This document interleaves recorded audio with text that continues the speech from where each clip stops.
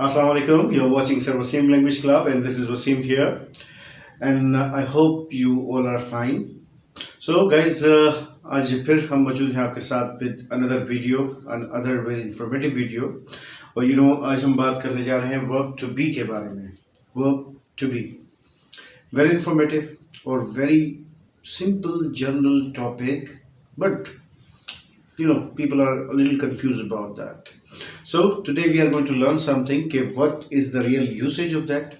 How to use in our language, or how can we just make our sentences properly right by using the right grammar? Okay. So let's see कि हम ये verb to be के बारे में क्या जानते हैं और क्या हमें जानना चाहिए. तो this what we are going to discuss right now. See now guys, normally हम कहते हैं कि एक सेंटेंस के अंदर जो सबसे अहम चीज़ होती है वो होता है verb. This is absolutely right कि वर्ब जो होता है वो जुमले में बहुत ही अहम किरदार अदा करता है, बिकॉज हर सेंटेंस के अंदर जो वर्ब होता है वो ही मेन एक हमारा पार्ट ऑफ द स्पीच होता है जो सेंटेंस को फॉर्मेट करता है. और अगर हमारे किसी भी सेंटेंस के अंदर वर्ब नहीं होगा तो वो सेंटेंस पॉसिबल ही नहीं होता. नाउ सी कि अगर मैं आपको एक एग्जांपल दूं कि आई प्ले क्रिकेट, अगर आप इस सेंटेंस को देखें तो इस सेंटेंस में I play cricket, and in तीन वर्ड्स को मिलाकर हमने ये जुमला बनाया है. इन तीनों वर्ड्स में से सबसे अहम चीज कौन सी है? Definitely play. क्यों? क्योंकि देखिए, अगर आप कहते हैं कि आई प्ले क्रिकेट, इसमें से अगर हम आई को रिमूव भी कर दें और हम सिर्फ ये कहेंगे प्ले क्रिकेट, तो बात अभी भी सेंसिबल हो सकती है. या अगर आप क्रिकेट को रिमूव कर दें और अगर कहेंगे आई प्ले, तो बात अभी भी सेंसिबल हो सकती है. बट अगर आप प्ले को रिमूव करें और आप कहें आई क्रिकेट, तो ये किसी भी हाल में सेंसिबल नहीं हो सकती. तो इसका मतलब क्या हुआ कि हमारा वर्ब जो है वो किसी भी सेंटेंस का सबसे एक अहम हिस्सा है, और वर्ब के बगैर कोई सेंटेंस हमारा कंप्लीट नहीं हो सकता. तो गाइस सी, आज जो हम सेंटेंस की बात करेंगे, ये सारी बातें जो मैं आपसे कर रहा हूँ, इस वीडियो के एंड तक आपको पता चलेगा कि इन सबका मकसद है क्या.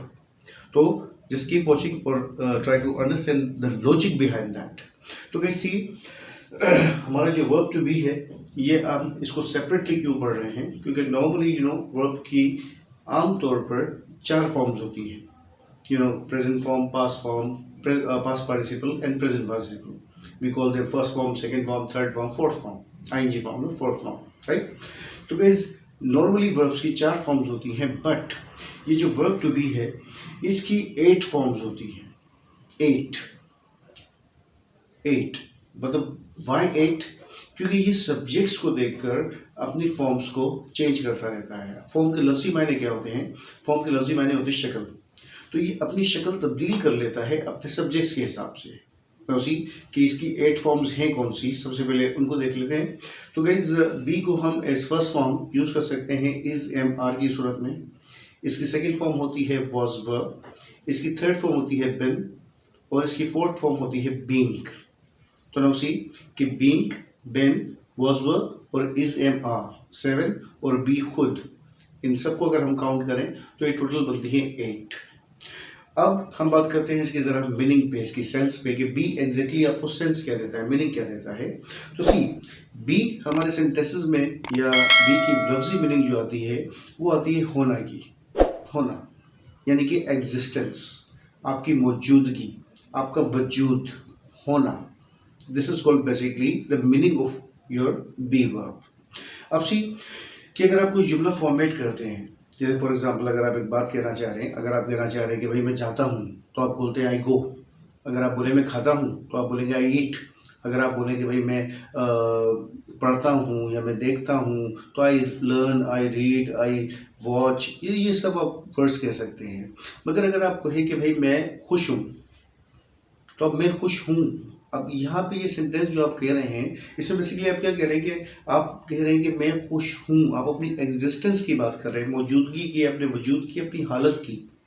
तो इसको शो करने के लिए जो आपका सेंटेंस बनेगा वो क्या बनेगा? I am happy. I am happy. तो बेसिकली ये कहलाते हैं non action sentences. Present simple का नॉन एक्शन. जैसे कि इसका स्ट्रक्चर क्या हो जाएगा? Subject plus is am are plus object. Yes, यहाँ पे इज एम आर जो है वो वर्ब टू बी की फॉर्म्स हैं, राइट. यानी कि अगर आप किसी भी सेंटेंस में इज ए मार्क देखें और उसके बाद कोई ऑब्जेक्ट देखें तो आप समझ जाएं कि ये हमारा बेसिकली वर्ब टू बी का एक सिलसिला है, यू नो सॉरी। अब यहाँ पर जो वर्ब टू बी है वो हम यूज कर रहे हैं, basically is am are helping verb के तौर पे भी यूज होते हैं, मगर वो प्रेजेंट कंटिन्यूअस में होते हैं और उनके बाद हमेशा वर्ब होता है आईएनजी में। जबकि यहाँ पे अगर आप देखें तो इज एम आर के बाद हमने ऑब्जेक्ट लेना है। ऑब्जेक्ट का से मुराद होगी कि आप कोई नाउन ले लें, कोई एडजेक्टिव ले लें, कोई एडवर्ब ले लें, बट वर्ब नहीं। जब आप नॉन एक्शन बना रहे हैं तो नॉन एक्शन का मतलब क्या होगा? Without verb, right. तो विदाउट वर्ब मतलब कि विदाउट एक्शन वर्ब्स, जैसे गो, कम, ईट, स्लीप, रीड, राइट, ये नहीं यूज करना है आपने। अब नो सी कि अगर आप कहते हैं कि आई एम हैप्पी, या अगर आप कहें कि भाई आई एम फाइन, राइट, या अगर आप कहें कि आई एम बिजी, या आप कहें कि I am in the class, I am at home, I am the office, तो ये सारे सेंटेंसेस जो बेसिकली आप कह रहे हैं इसमें आप कोई एक्टिविटी नहीं बता रहे, कोई काम नहीं बता रहे, कोई एक्शन नहीं बता रहे, आप इसमें सिर्फ अपनी एग्जिस्टेंस बता रहे हैं, अपनी मौजूदगी बता रहे हैं। तो इसी तरीके से आप इसको यूज कर सकते हैं अपनी एग्जिस्टेंस, अपनी मौजूदगी, अपने वजूद को शो करने के लिए। और इसी तरीके से अगर आप इसी बात को पास्ट में लेके जाना चाहते हैं तो पास्ट में ले जाने के लिए आप क्या करेंगे? डेफिनेटली आप सेकेंड फॉर्म यूज करेंगे पास्ट सिंपल की, राइट, हमने पढ़ी है, ओके। तो अगर हम इसको सेकेंड फॉर्म देखें तो बी की सेकेंड फॉर्म क्या है? बी की सेकेंड फॉर्म होती है वॉज वर, राइट।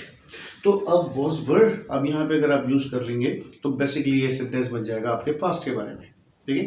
जैसे आप मुझे कहें कि भाई I was in the party last night, right, या आप मुझसे कहेंगे sir I was very naughty in my childhood, okay, या अगर आप मुझसे कहेंगे भाई I was monitor of my class, तो ये सारी बातें क्या हैं? आपके मासी की, आपके पास की बात है, और इनको बताने के लिए आप वॉज वर यूज कर रहे हैं, और ये भी आपकी एग्जिस्टेंस, आपकी मौजूदगी, आपकी हालत की बात कर रहे हैं। यहाँ पर भी कोई हम एक्टिविटी की बात नहीं कर रहे हैं। अब नाउ सी कि अगर आप फ्यूचर में जाना चाह रहे हैं तो फ्यूचर में जाने के लिए आपको क्या करना पड़ेगा? आपको फ्यूचर में यूज करना होता है सब्जेक्ट के बाद विल, और विल के बाद वर्ब फर्स्ट फॉर्म। तो यहाँ पर बी की जो फर्स्ट फॉर्म है वो बी खुद भी है, तो यहाँ पर हम यूज करेंगे subject plus will plus be, और फिर उसके बाद लगाएंगे ऑब्जेक्ट। अब सी कि अगर आप कहेंगे विल बी अगर आप कहेंगे विल बी तो विल बी का मतलब क्या हो जाएगा कि आप बोलेंगे कि ये काम आप फ्यूचर की एग्जिस्टेंस को शो कर रहे हैं। जैसे कि फॉर एग्जांपल आपने कहा कि भाई I will be busy tomorrow, right, I will be in the meeting, ठीक है, I will be at home. तो आप यही कह रहे हैं कि भाई मैं घर पे होऊंगा, या मैं बिजी होऊंगा, या मैं मीटिंग में होऊंगा। तो ये आप अपनी एग्जिस्टेंस की बात कर रहे हैं, एक्टिविटी नहीं बता रहे। तो गाइस अगर आप अपनी एग्जिस्टेंस को शो करना चाहते हैं तो वर्ब टू बी को आपने यूज करना होता है। वर्ब टू बी का हमारा प्रेजेंट पास्ट फ्यूचर यूसेज क्या है कि आप प्रेजेंट में यूज करते हैं इसमें is am are, second form use करेंगे पास्ट में जाकर यानी वॉज वर, और फ्यूचर में विल के बाद बी यानी फर्स्ट फॉर्म यूज करते हैं फ्यूचर सिंपल में तो विल बी। और इस तरह से आप अपने कोई भी सेंटेंसेस बना सकते हैं।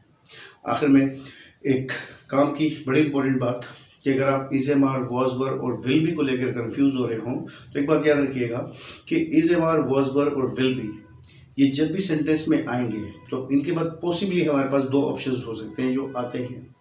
फर्स्ट ऑप्शन होता है कि हम इज एम आर के बाद कोई भी ऑब्जेक्ट ले लें, यानी कोई नाउन, कोई एडजेक्टिव, कोई एडवर्ब। या फिर सेकेंड ऑप्शन होता है कि is am are, was were, will be के बाद हम आईएनजी फॉर्म लें। तो अगर हम आईएनजी फॉर्म ले रहे हैं तो इसका मतलब हम कंटिन्यूअस टेंसेस में चले गए, यानी प्रेजेंट कंटिन्यूअस, पास्ट कंटिन्यूअस और फ्यूचर कंटिन्यूअस। यानी कि इज एम आर और वॉज वर या विल बी के बाद आईएनजी हो। जैसे मैं कहूँ कि आई एम वॉचिंग टीवी, तो आई एम वॉचिंग टीवी तो हमारा प्रेजेंट कंटिन्यूअस हो गया कि मैं टीवी देख रहा हूँ, ठीक है। तो इसी तरह से अगर आप is am are, was were के बाद कोई नाउन या एडजेक्टिव या कोई एडवर्ब लेते हैं तो वो नॉन एक्शन बनता है। नॉन एक्शन का मतलब ही क्या होगा? Without verb, action verbs, okay. जैसे फॉर एग्जांपल आप कहेंगे I am at home, I am at home और आई एम वॉचिंग टीवी, इन दोनों में फर्क देखिए आप कि आई एम एट होम में आप बता रहे हैं कि मैं घर पे हूँ, और आई एम वॉचिंग टीवी में आप बता रहे हैं कि मैं टीवी देख रहा हूँ। तो डेफिनेटली इन दोनों में क्या फर्क आ रहा है तो आपको साफ दिख रहा होगा कि एक में हम अपनी एग्जिस्टेंस बता रहे हैं कि मैं घर पे हूँ, दैट्स ऑल, और दूसरी में मैं ये काम कर रहा हूँ, तो दैट्स व्हाट कि ये प्रेजेंट कंटिन्यूअस है। तो is am are, was were, will be के बाद अगर वर्ब आईएनजी फॉर्म आ जाए तो आप समझ जाएं कि ये कंटिन्यूअस टेंसेस हैं। और अगर आप is am are, was were और विल बी के बाद कोई ऑब्जेक्ट देखें, यानी कोई नाउन, कोई एडजेक्टिव, कोई एडवर्ब देखें, तो आप समझ जाएं कि ये नॉन एक्शन है। तो ये आज हमारी वर्ब टू बी के बारे में इंफॉर्मेशन दी थोड़ी सी। तो गाइज अब आप लोगों ने क्या करना है, ऑफ कोर्स आप लोगों ने अपने कमेंट बॉक्स में कोई सेंटेंस लिखना है नॉन एक्शन का, इसे हमारा वॉज वर्ब विल बी को यूज़ करते हुए सेंटेंस लिखें और कोई एग्जाम्पल लिखें वहाँ पर। और हम इंशाल्लाह फिर नेक्स्ट वीडियो में आपसे दोबारा मिलेंगे और आपके लिए कुछ और नई इन्फॉर्मेशन लेकर आएंगे। So keep watching sir Waseem language club.